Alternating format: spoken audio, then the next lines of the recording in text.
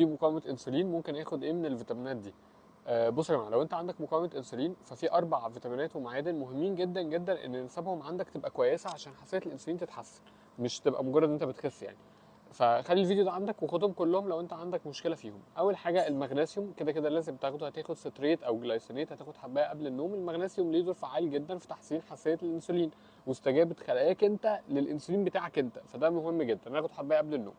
وهناخد كروميوم، طبعا انا قلته في كل الفيديوهات برضو، من ضمن الحاجات المهمه جدا في تحسين حساسيه الانسولين.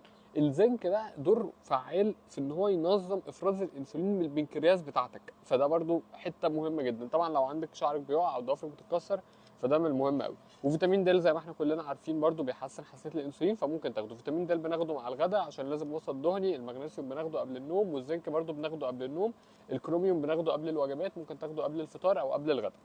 الكومنت ده بقى على فيديو مهم جدا جدا جدا يعني، سيبك من الفيديو اللي انا بتكلم فيه دلوقتي ده، روح بقى شوف الفيديو الاصلي عشان اتكلمت فيه على 10 فيتامينات و10 معادن لو انت مش بتخس انت عندك مشكله فيهم.